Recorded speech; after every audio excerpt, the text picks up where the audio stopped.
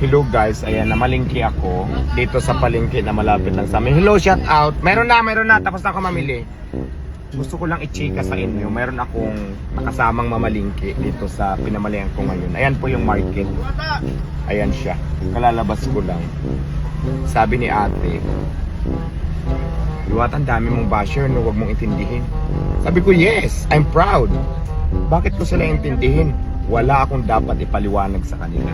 Sabi ko, as long as na ako yung nagpo-provide ng pagkain ko, wala akong pakialam sa mga tao na yan, mga basher na yun na hindi ko naman kilala. At wala namang ambag sa buhay ko. Diba guys?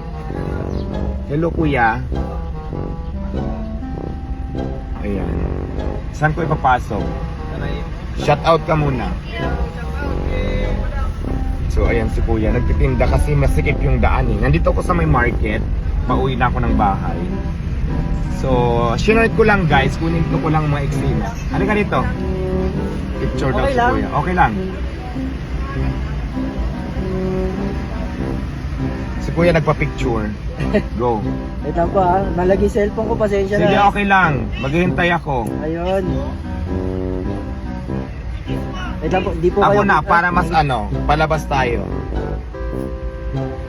Tingin ka na rin sa vlog, shout out Hello ka. po, Mr. Diwata. Ay, Miss Diwata mo pala. Okay lang, mister. Ingat, ingat, ingat. Okay lang, mister, kasi ano naman ako eh. So, ayan guys. So, ibig sabihin, may asim pa ako, may nagpa-picture pa. Inikwento ko lang, totoo naman yun si ate mabait. Sabi niya, alam mo, nakafollow ko sa'yo.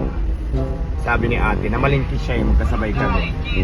Sabi niya, nakafollow ko sa'yo, nakikita ko yung mga comment. Sabi niya sa akin, huwag mong intindihin yung mga tao na yan na wala namang ambag sa buhay mo. Which is totoo. Wala akong pakialam sa mga tao na yan, ng mga nagsasabi ng basher sa akin, ng bashing.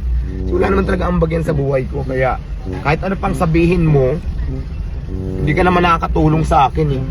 Pang araw-araw kong pangangailangan, eh wala akong pakialam sa'yo. Ito ngayon, sabi mo walang sabihin naman ibabalik.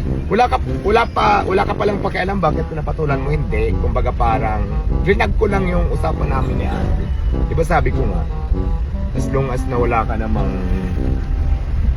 hinihingi sa mga tao na yan, hindi mo naman sila kilala, tuloy ang laban. Ganon. Patuloy lang ako sa mga pangarap ko sa buhay.